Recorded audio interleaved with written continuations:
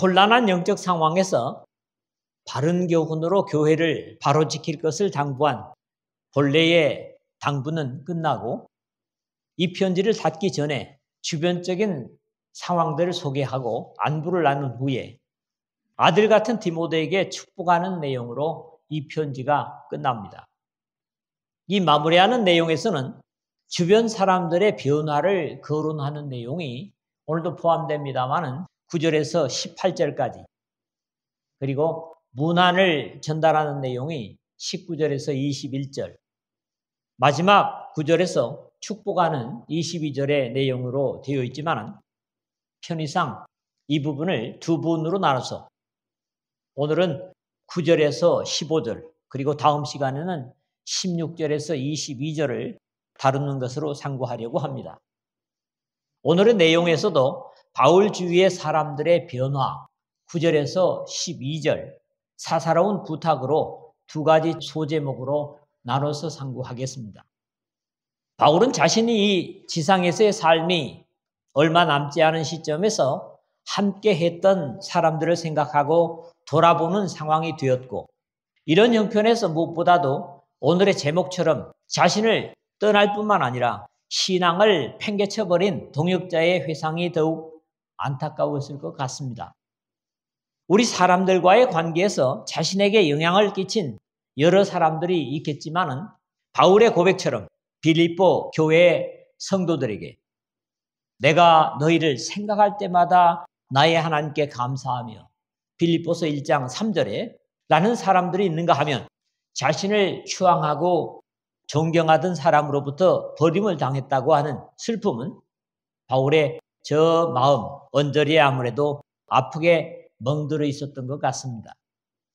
오늘의 말씀에서도 그런 사람들의 두 종류를 거론하고 있는데, 자신이 지금 디모데가 있는 에베소에서부터 로마에까지 와서 자신을 적대시한 구리 세공업자 알렉산더 같은 정면에서 대적하고 해를 많이 끼쳤던 적대자가 있는가 하면 옥중서신을 기록하고 있는 가운데 함께 안부를 주고받은 사랑을 받는 의사 누가와 또 데마가 너희에게 문안하니라, 골로새서 4장 14절에 함께 인사를 나눴던 데마 같은 사람이 지금은 자신과 복음을 떠나버린 안타까운 슬픔을 가지고 호소합니다.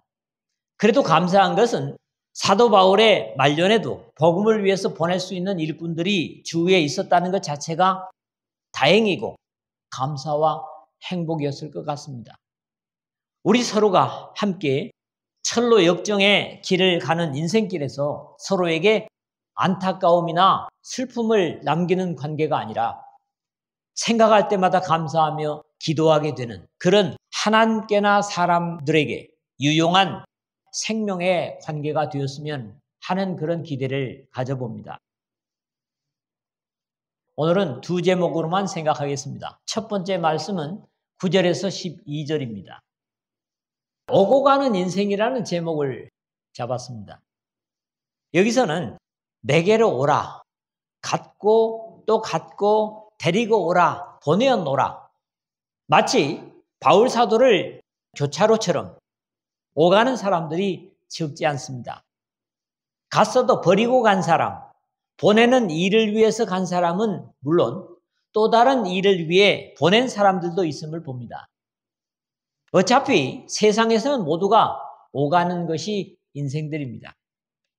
그러나 그 오고 감이 다른 사람에게 무엇보다도 하나님께 어떤 역할을 하며 오고 가는가 하는 겁니다. 너는 어서 속히 내게로 오라. 9절에 그랬습니다. 바울은 데살로니가 교회를 향하여 형제들아, 우리가 잠시 너희를 떠난 것은 얼굴이요 마음은 아니니 너희 얼굴 보기를 열정으로 더욱 힘써노라. 데살로니가전서 2장 17절에 고백을 데살로니가 교우들에게 한 바 있었습니다. 사도 요한은 너희에게 쓸 것이 많으나 종이와 먹으로 쓰기를 원하지 아니하고 오히려 너희에게 가서 대면하여 말하려 하니 이는 너희 기쁨을 충만하게 하려 함이라. 요한일서 1장 12절에 같은 의향을 말한 바 있습니다. 이 말씀에는 재촉하는 부사가 반복적으로 쓰이고 있습니다. 어서, 속히. 어쩌면 그만큼 긴박함을 알고 있는 것입니다. 여기에 대한 이해는 상당히 여러 가지입니다. 자신의 육신에서의 삶이 얼마 남지 않은 상황에서 자신의 가장 긴밀한 믿음의 아들인 디모데를 보고 싶어서 하는 호소일 수도 있고, 또 다른 면에서는 편지로 다 할 수 없는 기묘한 영적 당부를 앞에 사도 요한처럼 직접 만나서 하려는 의도일 수도 있을 겁니다. 실제로 디모데에게는 오늘 본문에서 나타나는 대로 자신의 사사로운 부탁, 옷이나 책을 가져오라는 부탁까지 하는 것을 보면 분명히 친아들보다도 가까운 부자 간의 관계를 보는 것 같은 감이 들기도 하는 데서 서로를 사무치게 그리워하는 관계임에 틀림이 없습니다. 우리 역시 진정한 믿음의 형제 자매간이라면 예배나 모임이라는 하나님 앞에서의 정해진 시간들도 있지만 그 모임만이라도, 예배만이라도 만날 수 있는 시간이기 때문에 적극적일 수 있어야 합니다. 사실 우리가 아무리 좋은 목표, 슬로건을 내건다 해도 이런 관계를 만들지 못하면 여전히 구호에 그칠 뿐입니다.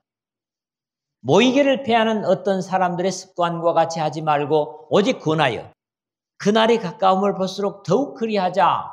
히브리서 10장 25절에 요즘 우리가 자주 거론하는 표대만을 만들어 놓고 하나님을 홀로 남겨놓아서는 안 됩니다. 우리 모두가 바울과 디모데처럼 너는 어서 속히 내게로 오라는 그리움으로 충만할 수 있도록 기도하고 노력해야 합니다. 대만은 이 세상을 사랑하여 나를 버리고 데살로니가로 갔고 그레스게는 갈라디아로 디도는 달마디아로 갔고 10절에 그랬는데 여기에는 바울의 애절한 마음과 함께 그의 보내심을 받고 자기 역할을 하는 두 인물도 함께 거론이 되고 있습니다. 대만은 이 세상을 사랑하여 나를 버리고 데살로니가로 갔고 상반절인데 앞에서 약간 언급한 대로 대만은 옥중서신을 기록할 때는 바울과 함께 있었음이 분명합니다. 그런 내용을 골로새서뿐만 아니라 또한 나의 동역자 마가, 아리스다고, 데마, 누가가 문안하느니라. 이 빌레몬에게 보낸 1장 24절의 기록에서도 확인이 되기 때문입니다. 이런 당당한 동역자였던 사람이 믿음의 스승을 버리는 데까지 이르게 된 사실을 바울은 사도 요한의 표현을 빌리고 있습니다. 먼저는 요한 1서의 기록을 볼 필요가 있습니다. 이 세상이나 세상에 있는 것들을 사랑하지 말라. 누구든지 세상을 사랑하면 아버지의 사랑이 그 안에 있지 아니하니 이는 세상에 있는 모든 것이 육신의 정욕과 안목의 정욕과 이생의 사랑이니 다 아버지께로부터 온 것이 아니요 세상으로부터 온 것이라. 이 세상도 그 정욕도 지나가되 오직 하나님의 뜻을 행하는 자는 영원히 거하느니라. 요한일서 2장 15절 17절에 데마가 왜 바울을 떠났다고요? 세상을 사랑하여.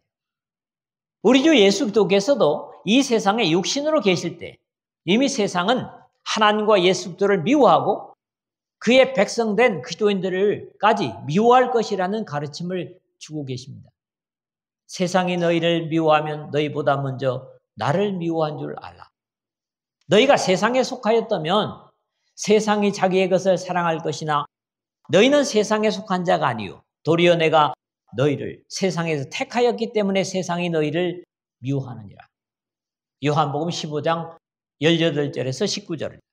이런 이유에서 요한 사도는 다시 형제들아 세상이 너희를 미워하여도 이상히 여기지 말라. 요한 1서 3장 13절에 세상은 분명히 하나님을 사랑하는 백성들을 그렇게 사랑하지 않습니다. 내가 하나님을 사랑하기 때문에 세상의 미움을 받는다고 할지라도 이상히 여기지 말라 격려하고 있습니다. 우리는 이 죄악의 세상과 하나님을 겸하여 섬길 수 없고 사랑할 수 없습니다. 어쩔 수 없이 우리는 한쪽을 포기해야만 합니다. 주님께서 산상보훈에서 한 사람이 두 주인을 섬기지 못할 것이니 혹 이를 미워하고 저를 사랑하거나 혹 이를 중히 여기고 저를 경히 여깁니다. 너희가 하나님과 재물을 겸하여 섬기지 못하느니라.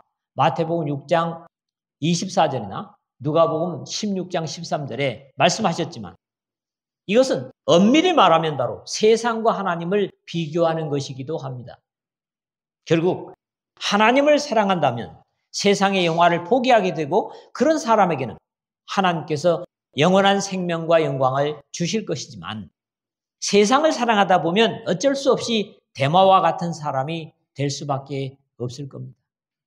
별로 행복한 일은 아니지만 데마는 이 세상을 사랑하여 나를 버리고 데살로니가로 갖고 오라는 바울의 안타까운 하소연을 좀 더 이해해 볼 필요가 있을 것 같습니다.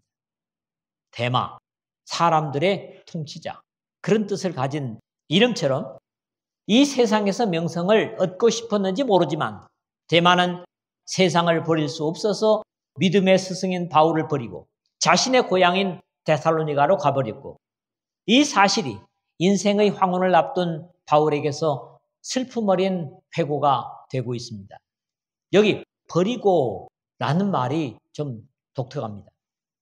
엔카탈레이포 이런 그리스어입니다. 포기하다, 뒤에 남겨두다, 패하다라는 의미를 생각할 필요가 있는데 올해 우리의 표태세움 말씀으로 선정한 히브리서 10장 25절에 모이기를 패하는 이라는 낱말에 꼭 같은 엔카탈레이포가 들어있습니다. 모이기를 패한다고 하는 것은 주님을 홀로 남겨둔, 뒤에 남겨둔 그런 의미라는 거예요. 여러분 그러고 싶습니까? 그러면서도 주님을 섬긴다고 할 수 있겠습니까? 주님은 그런 고독을 원치 않으십니다. 데마와 같은 비운의 사람들이 되지 않기 위해서 열심히 모여서 찬양하고 기도하는 우리의 모습이 되어야 할 것입니다. 그레스게는 갈라디아로, 디도는 달마디아로 같고 아주 독특한 이름들이 많이 등장을 하죠. 그레스게라는 이름은 라틴어에서 온 이름으로 성장이라는, growing이라는 그런 의미를 가지는데 성경 다른 곳에서는 이 이름을 찾아볼 수가 없고 이곳에만 나타나는 표현입니다. 복음 증거를 위해서 갈라디아로 보내진 것으로 이해되고 이 달마디아 지역으로 보내진 디도는 로마서 15장 19절에 언급되는 대로 마케도니아의 서북편인 일루니곤 지역의 지명으로 나타납니다. 이 디도는 바로 디도서를 통해서 구브로, 지금의 키프로스죠. 구브로에서 임무를 감당하고 이 부탁은 디도서 1장 5절에서 우리가 볼 수 있습니다. 그곳에 보내신 것으로 볼 수 있습니다.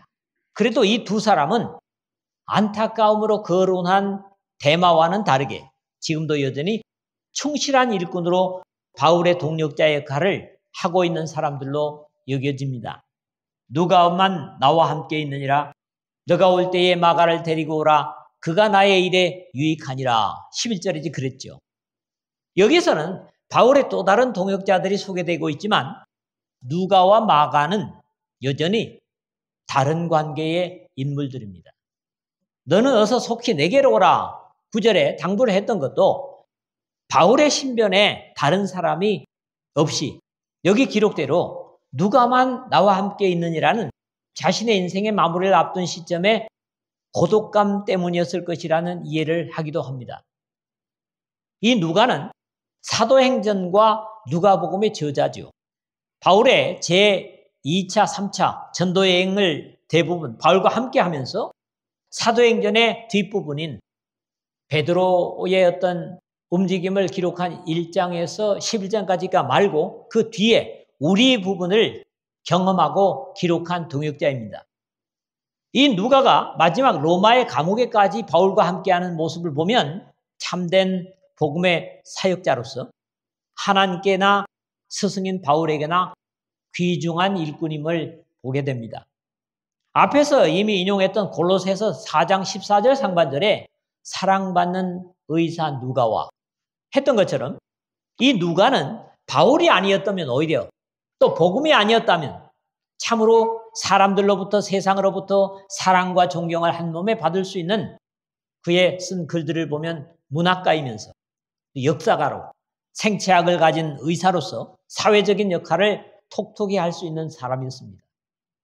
그러나 하나님께 있어서는 이 누가가 바울의 동역자가 아니었다면 바울이 이방인의 사도로서 역할을 잘 감당할 수 있었겠느냐 하는 의문을 가지기도 하는데, 바울이 몸에 가진 내 육체의 가시, 곧 사탄의 사자라고 하는 고린도후서 12장 7절에 표현하고 있는 질병을 하나님께서는 누가를 통해서 다스리고 관리했을 것이라는 이유 때문입니다. 이 누가야말로 충분히 세상에서 명예와 부를 얻을 수 있는 조건을 가지고 있었음에도 그 세상의 영화를 버리고 영원한 영광의 하나님 나라의 생명의 면류관을 사모하고 세상의 존귀를 포기한 앞에 데마와는 정반대의 인물이었다고 할 수 있습니다. 너가 올 때에 마가를 데리고 오라. 그가 나의 일에 유익하니라. 11절 하반절 이렇게 했는데, 너는 어서 속히 내게로 오라. 9절에 당부와 함께 이 마가를 데리고 오라거나 두기고는 에베소로 보내어노라 하는 12절의 내용은 디모데의 움직임에 따라서 가능한 조치들이 이미 되었던 것으로 여겨집니다. 먼저는 마가를 데리고 오라고 하였지만 바나바와 전도 여행을 시작할 때와는 많은 시간이 흘렀습니다. 그 어간에 바나바나 마가와는 또 다른 만남이나 회합이 있었을 것으로 여겨집니다. 그렇지 않고 이 마가 때문에 바나바와 헤어지고 실라와 함께 전도를 하게 된 격렬했던 싸움이 화해되지 않고서는 마가를 이렇게 표현할 수 없었을 것이기 때문입니다.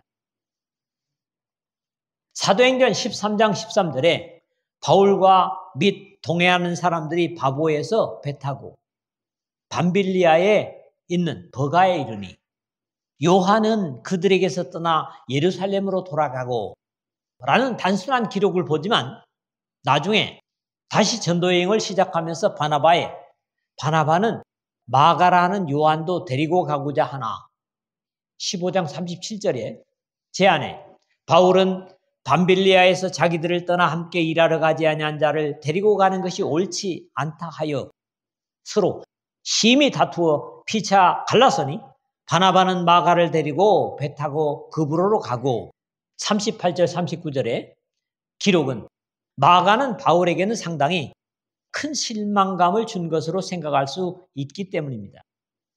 우리가 아는 대로는 마가는 예루살렘에 어머니가 집을 가지고 있었고 거기에서 교회가 모일 정도로 부유한 청년이었습니다. 그렇기 때문에 아마 전도여행의 어려움이나 핍절 때문에 밤빌리아에서 자기 집으로 그냥 떠나가 버리는 이런 과거의 사건이 있었던 것입니다. 나와 함께 갇힌 아리스다고와 바나바의 생질 마가와 이 마가에 대하여 너희가 명을 받았음에 그가 이르거든 영접하라. 골로새서 4장 10절에라는 기록이 이런 것들을 뒷받침해 줍니다. 서로 함께 할 수 없을 정도로 엄청난 싸움을 일으켰던 사람이 이렇게 마지막에는 그가 나의 일에 유익하니라 하는 고백을 할 수 있다면 감사할 일이겠지요. 두기고는 에베소로 보내어노라 12절에 하는 이 사람 디모데를 자신에게 부르고 이 에베소로 보냈다고 했는데 두기고 행운이라는 의미의 이름을 가진 사람을 성경에 표현되는 대로 보면 사도행전 20장 4절에서는 아시아 사람 두기고라고 했고 사랑을 받는 형제여 주 안에서 진실한 일꾼인 두기고가 모든 일을 너희에게 알리리라. 우리 사정을 알리고 또 너희 마음을 위로하기 위하여 내가 특별히 그를 너희에게 보내었노라 하는 에베소서 6장 21절 22절에 그리고 두기고가 내 사정을 다 너희에게 알려주리니 그는 사랑받는 형제요 신실한 일꾼이요 주 안에서 함께 된 종이 된 자니라. 골로새서 4장 7절에 굉장히 칭찬을 하고 있는 그런 평가를 들어보게 되는데 바울의 충실한 동역자인 것으로 확인할 수 있습니다. 바울의 바울되면은 그를 떠나버린 소수의 사람들도 있었지만 이렇게 신실한 동역자들 때문에 가능했음을 볼 수 있습니다. 어찌 보면 이 마지막 시대에 진리의 일꾼을 찾는다고 하는 것이 너무나 힘겹고 또 안타까워서 사실은 고독하기도 한 이때에 바울의 이런 심사가 이해됩니다. 두 번째로는 13절에서 15절입니다. 가져오라. 나는 이제 모로 잡았습니다. 바울이 디모데에게 부탁하는 내용들 보면 참으로 그의 아들이 맞는 것 같습니다. 상당히 사사로운 부탁들도 할 수 있는 관계를 그대로 나타내고 있기 때문입니다. 또 복음을 위한 자신에게 어려움을 끼친 사람들에게 같은 고초를 겪을 수도 있다는 경고에서도 더욱 분명합니다. 세상에 복음이 전파되면 그 복음으로 인해서 불이익을 겪을 수 있는 세력은 분명히 빛을 미워하는 반대 세력인 어두움일 것이고, 바울 자신이 실제적으로 겪었던 한 사람을 말하고 디모데도 조심할 것을 당부하는 내용입니다. 너가 올 때에 드로아 가보의 집에 둔 겉옷을 가지고 오고 또 책은 특별히 가죽 종이에 쓴 것을 가져오라. 13절에 이렇게 했습니다. 여기에 겉옷과 책을 가져오라는 일상의 움직임에 필요한 것과 구약 성경일 것으로 여겨지는 책을 챙겨올 것을 부탁합니다. 드로아는 소아시아의 서쪽 해안 도시이면서 무시아의 왼쪽이고 아소의 위에 있는 곳으로 여기서 에게해를 건너면 유럽의 관문인 네아폴리를 거쳐서 빌립보를 지나 로마로 갈 수 있습니다. 이런 경로는 현재 에베소에 있는 디모데가 로마로 오면서 거쳐야 할 곳들입니다. 너가 올 때에 바울은 디모데가 자신의 당부처럼 로마로 오리라는 확신을 가지고 이런 부탁을 하고 있는 것이죠. 여기 가보라는 가보의 집에 둔 겉옷을 가지고 오고 그랬는데 과일이라는 그런 의미를 가진 이름입니다. 이 사람의 기록을 다른 성경에서 볼 수 없는 데서 드로아에 살고 있는 신실한 그리스도인으로 보여지고 이 사람의 집에 옷이나 책들을 보관해 두고 필요할 때 가져올 수 있었다면 역시 복음으로 바울을 존경하고 신뢰하는 사람으로 여겨집니다. 또 21절에 나타나는 너는 겨울 전에 어서 오라 하는 기록으로 볼 때 겨울에 필요한 외투일 것으로 생각되고 겨울에 그 먼 곳에 옷을 가져와야 하는 것으로 봐서 바울 사도의 소박한 삶을 엿볼 수 있을 것 같습니다. 예수님께서 너희는 복음을 가지고 갈 때 두벌 옷이나 전대를 타지 말라고 하는 그런 교훈을 바울도 아마 실천하고 있었지 않았나 하는 이해를 하게 됩니다. 또 책은 특별히 가죽 종이에 쓴 것을 가져오라 13절 하반절인데 그리스 시대나 로마 시대, 그레코 로망 시대라고 그러죠. 이미 파피루스의 종이들이 널리 사용되고 있었지만 책은 특별히 가죽 종이에 쓴 것이라는 표현을 볼 때 구약 성경을 어느 부분을 의미하는 것으로 보입니다. 어쨌거나 디모데를 통해서 얼마 남지 않은 삶의 영육에 필요한 것을 요청하는 의연함도 읽을 수 있습니다. 구리 세공업자 알렉산더가 내게 해를 많이 입혔으니 주께서 그 행한 대로 그에게 갚으시리니 이제 14절인데 이미 디모데 전서 1장 20절에서 그 가운데 후메네오와 알렉산더가 있으니 내가 사탄에게 내준 것은 그들로 훈계를 받아 신성을 모독하지 못하게 하려 함이라고 언급한 같은 인물로 여겨지는 사람입니다. 사도행전 19장 33절에서 34절 상반절에 보는 대로 에베소의 아데미 신전의 은세공업자들의 소요 사건 가운데 유대인들이 무리 가운데서 알렉산더를 군하여 앞으로 밀어내니 알렉산더가 손짓하며 백성에게 변명하려 하나 그들은 그가 유대인인 줄 알고라는 기록에서는 오히려 같은 알렉산더란 이름의 사람이 바울 편에 있었던 것으로 보이는데 그렇다면 결국 그는 믿음을 버린 것으로 이해할 수 있겠습니다. 내게 많은 해를 입혔으니 14절 중간인데 바울이 어떤 해를 입었는지 기록에 없지만 대단히 위험한 인물로 언급하고 있습니다. 그럼에도 하나님의 사람인 바울은 그러한 패역한 사람을 직접 대항하지 않고 그의 사악한 위험에도 불구하고 주께서 그 행한 대로 그에게 갚으시리라. 14절 하반절에 하나님께 맡김을 보는 데서 아무에게도 악을 악으로 갚지 말고 모든 사람 앞에서 선한 일을 도모하라는 로마서 12장 17절에 말씀이거나 내 사랑하는 자들아 너희가 친히 원수를 갚지 말고 하나님의 진노하심에 맡기라 기록되었을 때 원수 갚는 것이 내게 있으니 내가 갚으리라고 주께서 말씀하시니라 하는 로마서 12장 19절에 자신의 가르침을 그대로 실천하고 있음을 봅니다. 그럼에도 바울은 자신이 견딘 어려움이 아니라 자신의 믿음의 아들이기 때문에 역시 그런 이유로 디모데가 어려움을 당할 수 있다는 가능성에서 경고를 하고 있습니다.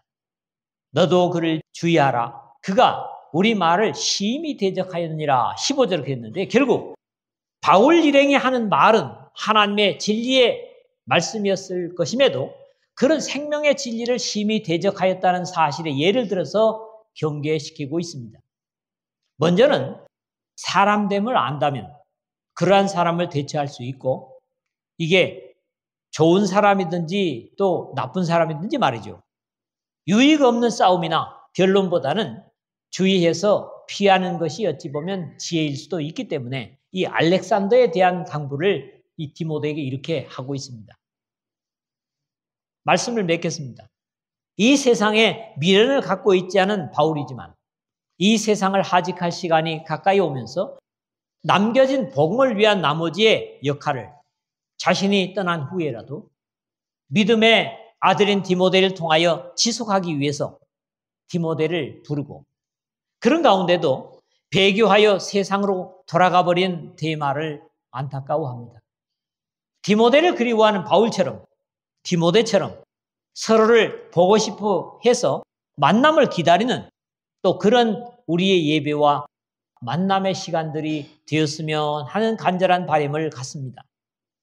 물론 이미 바울은 다른 모든 동역자들을 그들을 필요로 하는 지역으로 보내고 있지만은 자신이 에베소에서 경험한 안타까움을 디모데가 머무는 동안이라도 당하지 않도록 주의까지 시켜주고 있습니다. 바울은 디모데에게 겨울 전에 외투와 성경책을 가져다 줄 것을 부탁합니다. 우리의 사소한 부분까지도 서로에게 부탁할 수 있는 그리워하는 정도가 아니라 그런 거리낌 없는 천국의 가족들로 바라고 기대할 수 있는 아름다운 삶으로 모두를 채워갈 수 있기를 주님의 이름으로